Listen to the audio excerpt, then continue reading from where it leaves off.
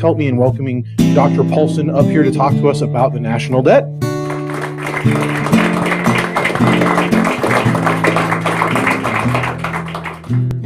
Thank you for inviting me tonight. I want to talk about our nation's fiscal crisis. Our nation is accumulating deficits and debt at an unsustainable rate. And basically, the Congressional Budget Office projects that if we continue these policies, essentially our economy will stagnate. As the government absorbs more and more resources and as more and more of the budget is consumed by these spending programs, our economy will begin to stagnate. We crowd out the private sector, we decrease capital investment and economic growth in the long run. Now, I know what most of you are thinking. Oh my God, not another economics lecture. I took econ when I was a freshman. It was the dullest course that I ever took, and this guy is going to give me another lecture from the dismal science of economics. I wasn't thinking that at all. Well, you've heard, you know what the difference is between an introverted economist and an extroverted economist? An introverted economist talks to you looking at his own shoes. An extroverted economist looks at your shoes. So, well, I hope that tonight we're going to get into some really controversial issues and that you feel free to ask questions or discuss any of the things that we talk about tonight. And I may surprise you, I'm an optimistic economist. That's an oxymoron. That's not supposed to exist, right? Well, I'll tell you why I'm optimistic. One is, we know what the fiscal crisis is. We know what causes this fiscal crisis. More importantly, we have solutions to this fiscal crisis. And that's what I want to emphasize tonight. And that is, we're going to talk a little bit about the Ryan roadmap. And I know that that's not, there isn't a universal consensus in support of the Ryan roadmap. But I think what we're going to see is that the Republican platform that comes out over the next year or two will contain many of these ideas. So let's begin with the first question. When we look at the nation's fiscal policies, of course, what the Congressional Budget Office projects is continuing deficits and debt for as far as the eye can see. Now, I apologize. I know that in this small room you can't see this very well, so someone asked me to point out what the hell these graphs mean. So the big one, of course, is federal debt. Basically, the federal debt is projected to continue to rise for the foreseeable future, and eventually, of course, we're going to be over 100% of GDP. Debt's going to be climbing at that rate. And the explanation, of course, is this line is federal spending. And so we have federal spending going up this way. This is federal revenues. So we have this growing gap between spending and revenues and this accumulation of debt. So the problem is that as that continues, and it's already occurring, we begin to see problems that will lead to economic stagnation.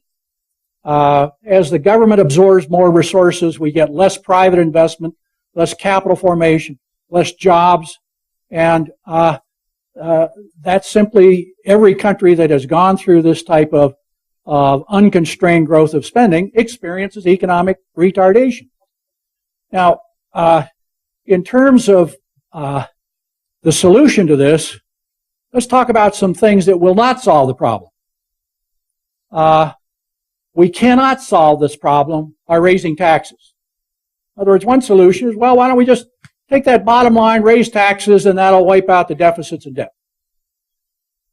What the CBO projects is basically to solve that, you'd have to double taxes. And we know what the effect of that is. You're going to destroy the economy, right? Anytime you raise taxes by that magnitude, that's not a solution. Well, why don't we continue doing what we've been doing the last few years? Let's just print more money. Let's just print money.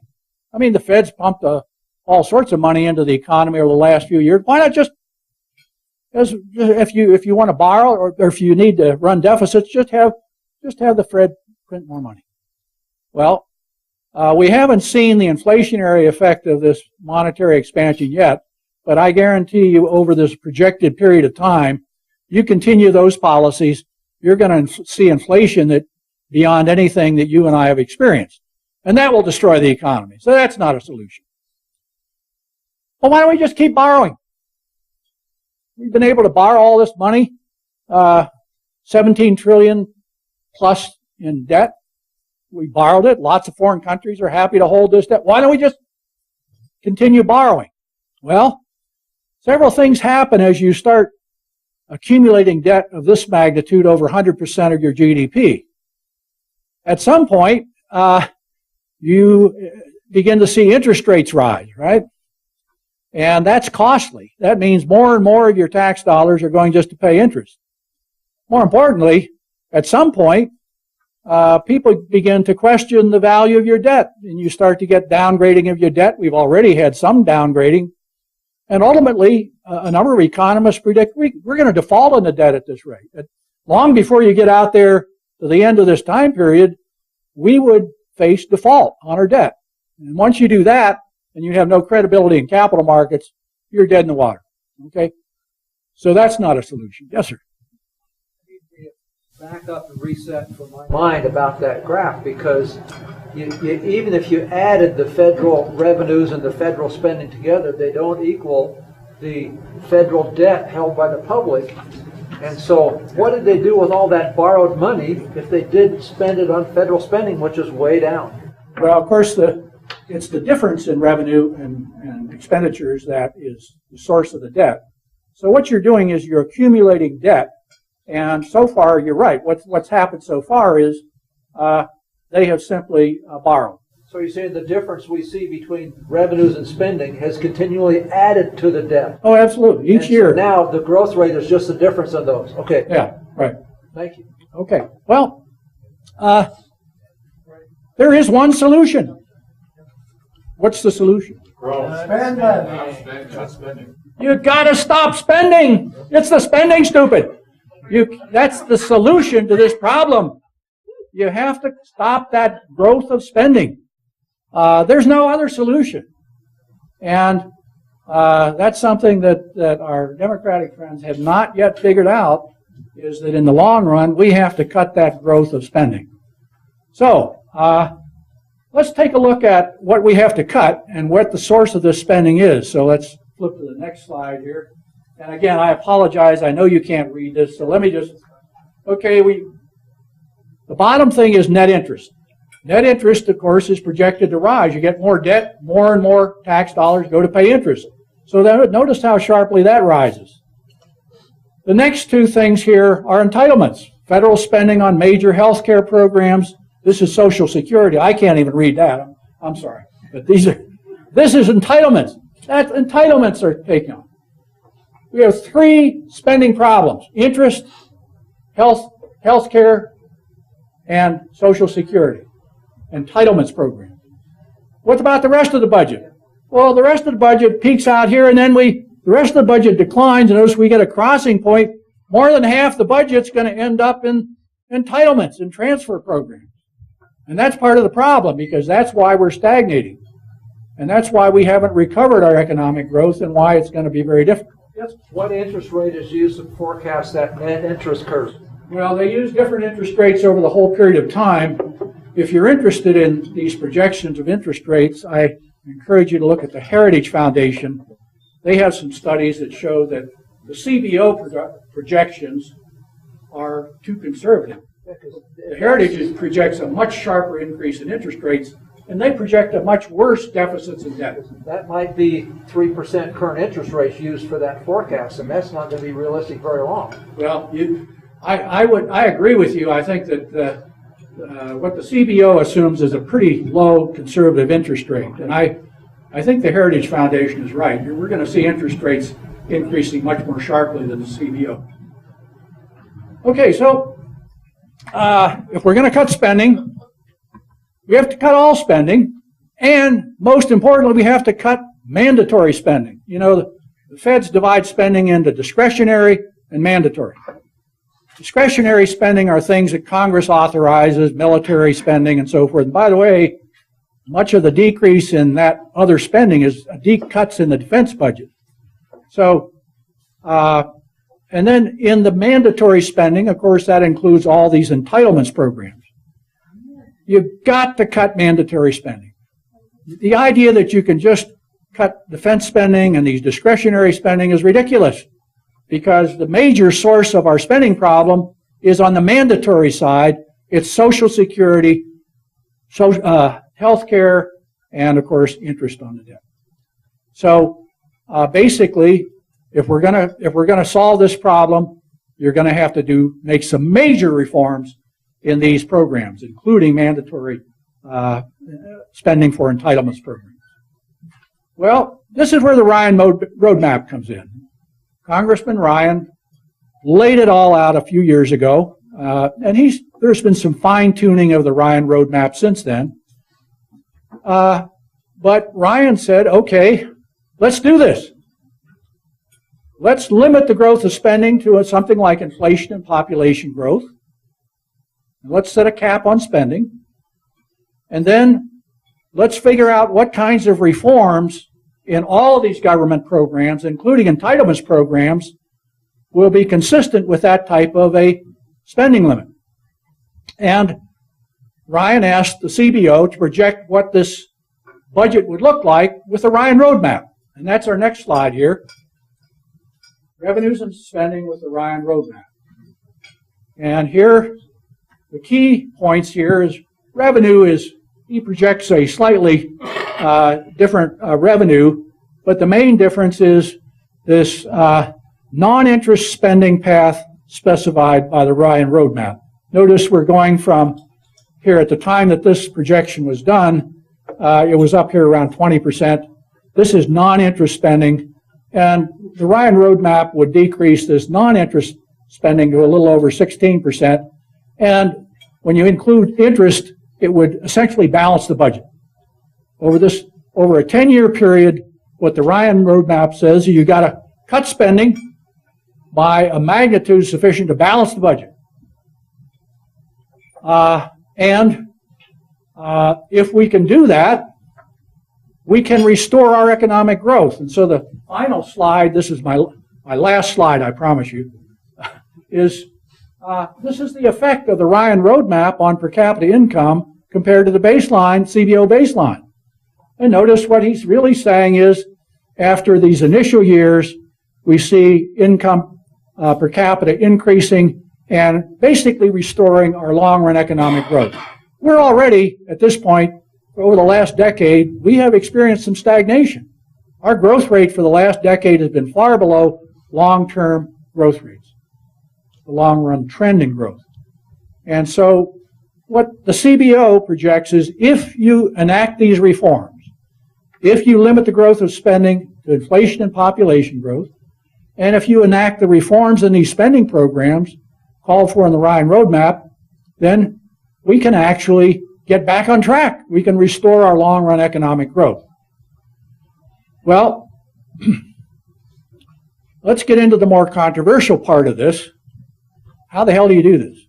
And especially, how do you reform these entitlements programs? And of course, that's where the rubber hits the road. The Democrats are going to basically say, you can't solve this problem. You can't reform these programs. We have a track record, a precedent for reforming all of these programs, especially at the state level. Now, let's talk about a couple of these areas. Welfare reform has been a success story in this country. And this goes back to the 1980s. And some of you remember Tommy Thompson, governor of Wisconsin, who really launched the whole welfare reform. What did Tommy Thompson do? He basically said, why are people on welfare and why are people not on welfare? He said there are three things. It's very simple. Education, jobs, and the family. The problem with the old welfare system is all the incentives were in the wrong way. All the incentives under the old welfare plan were to drop out of school so you can go on welfare, not get a job, because if you got a job, you would lose your welfare benefits, and break up the family so the husband isn't there, and then you qualify, and more children, more welfare. So what Tommy Thompson said is, the hell with that. We're going to change the incentives to the opposite. We're going to create a new welfare system, and he went to the feds and said, I want the freedom to set up our own welfare system here in Wisconsin. And he got an exemption from their requirements. And so he completely reversed all these incentives to be eligible for welfare. First of all, he said, welfare isn't a permanent solution to your problem.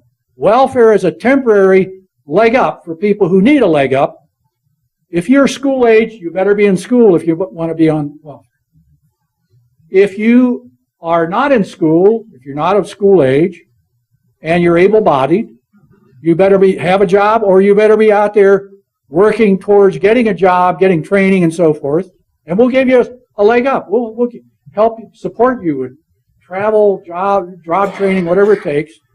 And thirdly, you don't get more welfare when you have more children. And if your husband is there, that does not disqualify you. Let's keep the family intact, and you don't get disqualified simply because your husband is there taking care of the family. So that was the first successful welfare reform. He cut the welfare rolls roughly in half within a couple years. It's all about incentives. When you create the right incentives, people will respond, and they'll do the responsible thing. They'll get an education. They'll get a job. They'll get married. But you have to give them the right incentives, and you don't pay them not to do those things, which is what the old welfare system did. Other states, including Colorado, copied this. Finally, at the federal level, they said, this seems to work. We have many states now enacting these. Maybe we should do this at the federal level. So Clinton takes credit for welfare reform, and that then set the precedent for welfare reform in all the states. Block grants, let the states figure it out, let the states do the kinds of reforms that Tommy Thompson introduced. There's only one problem with that, and that's Obama has reversed all that. Obama has basically said to the states, that's really nice that you have some successful experiments, but in order to qualify for this matching federal money, you must increase eligibility. You must open the welfare system up, and you must not introduce these restrictions or qualifications to receive welfare. So we're back in the old welfare system. Okay, I told you it wasn't going to be dismal. Maybe it's a little dismal. Maybe you need another drink. I'll buy. No. Let's talk about Medicaid. Here again, we have successful precedent for Medicaid reform in this country. And the best example was Jeb Bush in Florida. And Jeb Bush looked at the Medicaid program, sort of like the welfare program, just continual growth of spending and welfare recipients or Medicaid recipients. So he did the same thing Tommy Thompson did. He went to the feds and said, give me an exemption. Let me experiment with a Medicaid program that we think works. And so what he did was essentially create medical savings accounts for Medicaid recipients. All the money that used to go directly to all the Medicaid providers went into a fund that set up medical savings accounts that recipients could then use to pay for their Medicaid costs, healthcare costs. And in terms of using those funds, they could use it to buy health insurance. They could use it to pay for preventive care, whatever care they needed.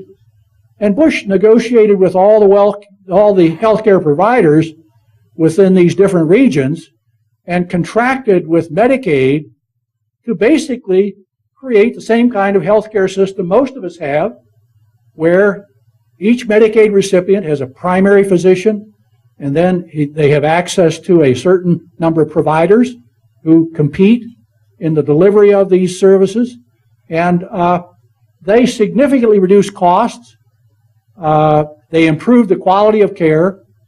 And this also was copied in other states. Here in Colorado, we even had a modest Medicaid reform program like this for the disabled. So we know how to reform Medicaid. There's only one problem. Obama has reversed all this.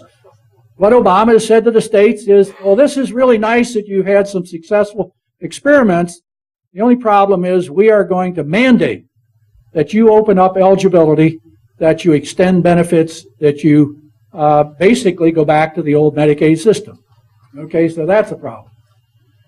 Well, by the way, what the Ryan Roadmap calls for is essentially these kinds of reforms that we have experimented with in Florida and Medicaid and in other states, Wisconsin and other states on welfare. The Ryan Roadmap also calls for fundamental reform of other health care programs. And here we're into some more controversial areas where this will require some new legislation and where this would mean some very fundamental reforms. In the case of Obamacare, what Ryan would go back to is a private health care system where individuals would have a tax credit for their health insurance. And this basically, everybody would be required to purchase private health care insurance, but these would be state exchanges. Each state would set up their own health care exchange. And we would remove the tax deductibility for employer-provided health care insurance. And the reason we would do that is that's one of the sources of the problem. You have third parties making all these decisions, insurance companies, health care providers. Nobody has incentives to reduce health care costs. What you need is individuals with the power to purchase their health insurance and an incentive to do so with tax credits and create competition among insurance companies to sell health insurance across state lines. And then you're going to see the right incentives, both in the sense that people will economize on their health care and health insurance companies will compete and try to lower costs. Those incentives don't exist now. And finally, perhaps on the healthcare side, the area that's probably most controversial, and that's Medicare. And what the Ryan Roadmap calls for is that people who are presently on Medicare would keep their plan. After 2021, people who are newly enrolled in Medicare would receive a subsidy to purchase health insurance, and that subsidy would be equal to the average expenditures for Medicare for people who are in the traditional Medicare. And so essentially it would put you as a Medicare recipient in a position of using that subsidy to purchase the health care insurance that you want. Again, not one that the federal government wants you to have, but one where you decide, well, I'd like my students, for example, they don't need all this bells and whistles. They need a catastrophic health care. Well, if you buy a very bare bones plan, you would get to save that money. That would not, the difference between that and the average payment for Medicare recipients would be returned to you. If you wanted a more expensive plan, let's say that you wanted to spend more than that subsidy, that would come out of your pocket. But it's up to you. You decide what kind of health insurance you want. And that then would create the kind of, again, the right incentives. It would, especially for me, preserve the healthcare system I have, which is an HMO. The problem now is Obama's destroying HMOs. Basically, what Obama says is that we don't like this idea of Poulson and retirees like me out there actually exercising choice and choosing Kaiser or some other HMO.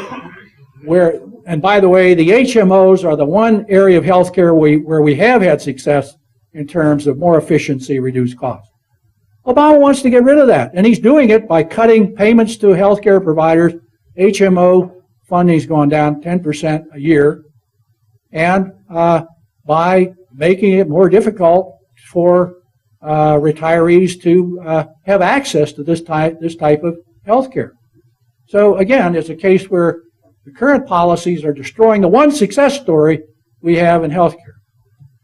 Okay, well, the next question is, all right, let's say that we agree that this Ryan roadmap seems to be a solution. We need to constrain the growth of spending. We need to reform all these spending programs. How in the world are you going to get the federal government to limit the growth of spending to inflation and population growth? Because that, I can guarantee you, is a much slower trajectory of growth of federal spending than anything that we've seen over the last few decades, the last half century for that matter. That'll never happen. We'll never get the feds to limit spending. Well, let me suggest that there's a precedent for this type of reform both abroad and also in our own country, especially here in Colorado.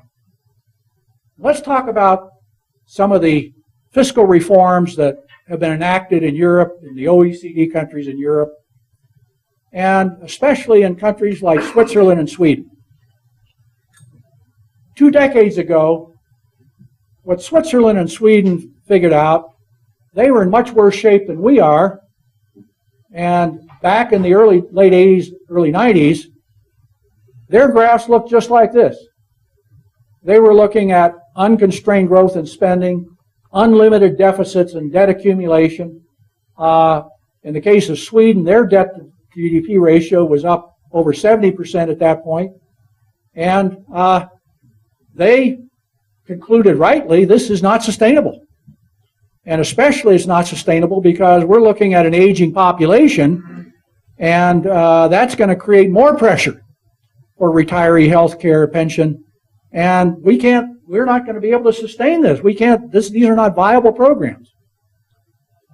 So what these countries did very successfully was to reduce spending and to reduce deficits very successfully. In Sweden, deficits as a share of GDP went from over 70% down to 40%. In the case of Switzerland, their problem wasn't so bad. Their debt at that time was up over 20% of GDP. They virtually reduced debt as a share of GDP, completely eliminating any accumulation of deficits and debt. So the question is, how did they do this? What was the secret to solving the fiscal crisis? Anybody know? Cut spending. Pardon? Cut spending. Okay. But how did they do it? How are they able to limit the growth, cut spending, or limit the growth? They had to incentivize it somehow. Yeah, do I? Incentivize it somehow. Okay. And by the way, they did enact the reforms in their entitlements program, Social Security and pension, that we've been talking about here. And they've been at that for 2 decades. The secret to solving this problem is effective fiscal rules. In each of these countries, what they introduced was some combination of a fiscal rule that required balancing the budget, limiting the growth of spending, reducing and eliminating deficits and debt. And let's talk a little bit about what's called the Swiss debt brake. And this was something the Swiss introduced first at the cantonal level back in the 80s, and then at the national level a decade later. And basically the Swiss said, all right, if we are going to eliminate deficits and debt, we are going to constrain the growth of spending, and we are going to balance the budget over the business cycle. This is called a cyclically balanced budget. What it means is that you may run deficits in a recession when you have a revenue shortfall, but you have to offset that with surpluses in periods of expansion. The idea is over the business cycle, you're going to balance the budget. And if you balance the budget, you eliminate deficits. And at that point, as the GDP grows, your debt to GDP ratio falls. And the debt break essentially is something like this. If the deficit gets above a certain level, 3% of GDP, you trigger a break. You have to cut spending in order to get that spending back below to reduce that deficit. If your debt to GDP ratio increases above a certain level, in the case of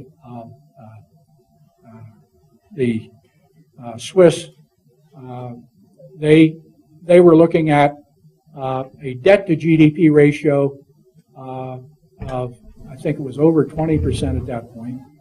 And once your debt rises above that tolerance level, that triggers the debt break.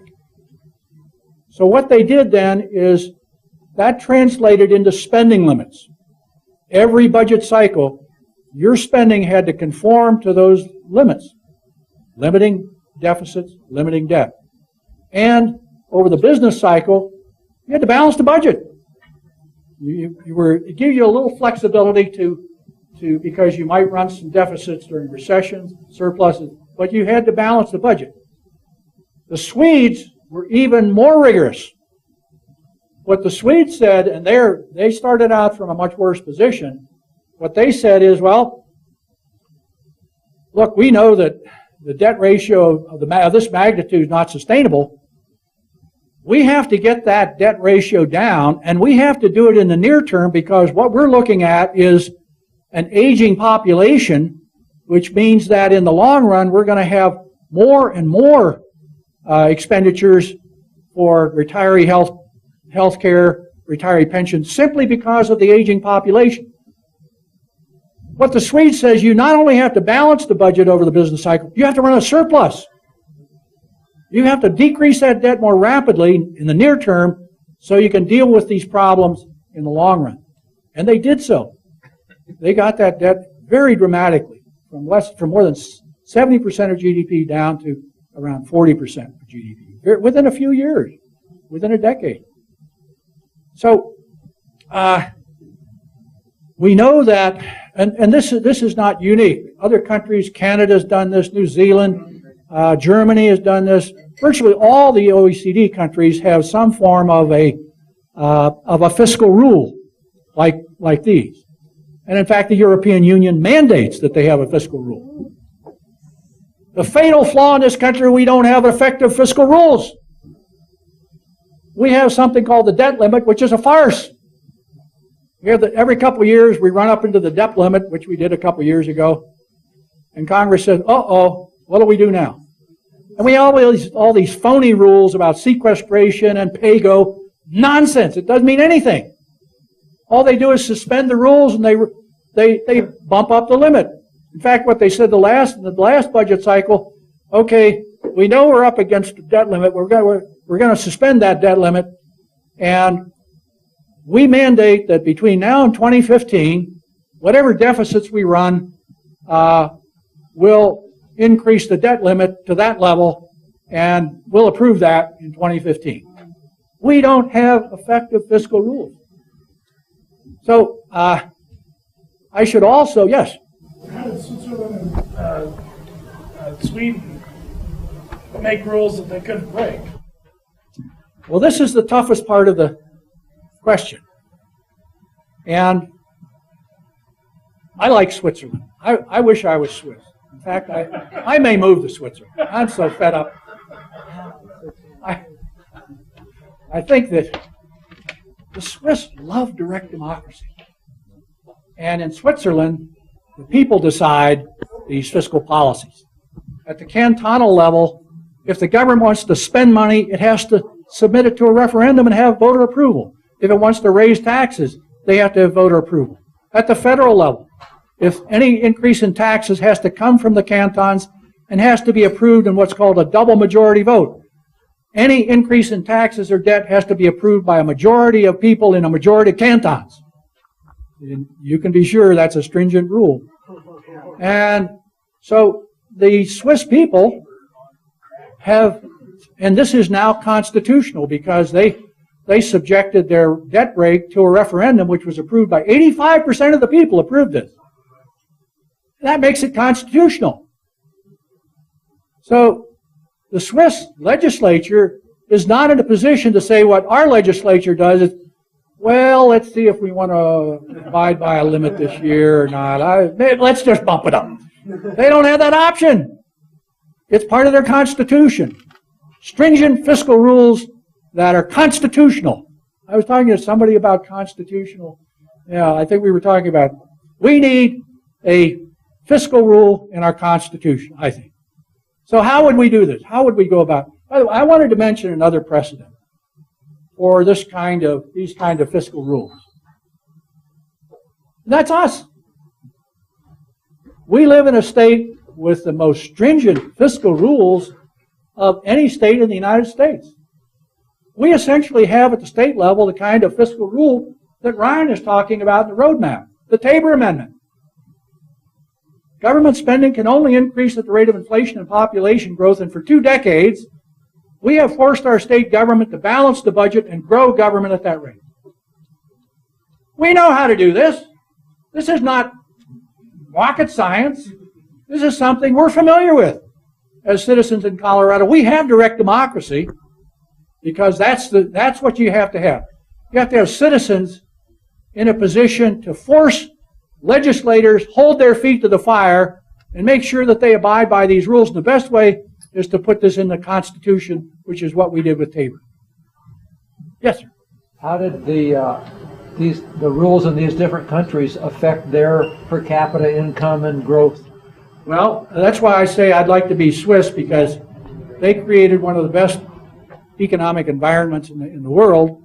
They experienced rapid economic growth. Sweden is, in the late 80s and early 90s, Sweden was stagnating. Over the last couple of decades, Sweden has actually been an outperformer. Yeah, we've done the same thing in Colorado. We have created, with these fiscal rules, one of the best tax business climates in the country. At the end of the 90s, we had the second highest growth rate in the country. And we are recovering from this recession better than most. And a lot of it has to do with fiscal discipline. This is not California, thank God. We don't have Democrats running our fiscal policies out there borrowing hundreds of billion dollars, except for our pension. We won't talk about PARA. But we don't have the government able to borrow hundreds of billions of dollars, incurring deficits and debt, and not balancing the budget. And by the way, California had a rule, the Gann Amendment, which was very similar to Tabor, and they threw it out in the late 80s, and the rest is history.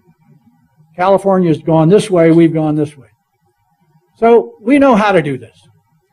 So your question is, how would we do this at the federal level? Well, one possibility would be to simply amend our current rules. We could amend the Budget Control Act of 1990, or we could simply replace it with a stringent fiscal rule. And by the way, a colleague and I are working on what this would look like, how you would design it, what impact it would have. So you could do this statutorily. Unfortunately, with statute, what the legislature does at one point in time, it can reverse later, and it could simply throw it out several years later, which is sort of what California's done.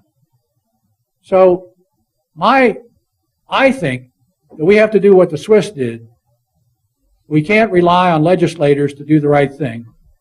We have to hold their feet to the fire. We have to incorporate a stringent fiscal rule in our Constitution. Now, you all know how we changed the Constitution. Under Article 5, there are 2 ways to change the Constitution. Congress can recommend an amendment, and they have to have supermajority vote, 2/3 vote in Congress for a balanced budget amendment, for example. And once they get that 2/3 vote, then they subject that for approval, ratification in the states. You have to have 3/4 approval there. So that's one possibility, if we could get Congress to get serious about this. I'm skeptical. To be honest, I don't think this is going to happen next year. So I helped form a group called the Balanced Budget Amendment Task Force. And we are trying to amend the U.S. Constitution to incorporate a balanced budget amendment using the alternative that's provided by Article 5, and that is if you can get 34 states, get state resolutions in 34 states for a balanced budget amendment, and our balanced budget amendment would include the kinds of fiscal rules we've talked about tonight, balancing the budget over the business cycle, reducing and eliminating deficits and debt. Then the Congress has to call a convention, and we could amend the U.S. Constitution. If any of you are interested in the work we're doing on this, you can find us on the internet. Balanced Budget Amendment Task Force, BBA Task Force. It'll pull up the sort of work we're doing. We're working in a number of states to get state legislators to introduce resolutions calling for a balanced budget amendment. So it probably is going to take that kind of an effort. Near term, and that's not something you do overnight, and it's going to take a lot of work if we want to try to do that. But I want to leave you with just this thought, and that is, we know what the problem is. We know how to fix it. We have a precedent for imposing this kind of fiscal discipline, for imposing fiscal rules that constrain these fiscal decisions. And if we do that, we can get this country back on track. And we're often accused, I don't know if you're all Republicans, Libertarians, but we're often accused of not having a plan out there. We're supposed to play small ball. We're supposed to talk about just, things that Congress can compromise on. That's nonsense. We need to get the big plan out there. We need to get the solutions out there. And we need to convince citizens, you have the power to change this. You have the power to get us back on track. But you got to get going. You got to get your legislators motivated to work on this. We don't have much time. I'd say over the next couple election cycles, if we do this, we can get on track. If we wait another decade, the task becomes insurmountable. You'd have to cut the budget in half, and that'll never happen. So it's now or never, and the Democrats don't have a clue. They don't even think there's a fiscal crisis, and they sure as hell don't know what the solution is. So tell them that. If they say, oh, you guys don't have any plan. We've got a plan. What's your plan? Okay. Let me stop and let you jump in.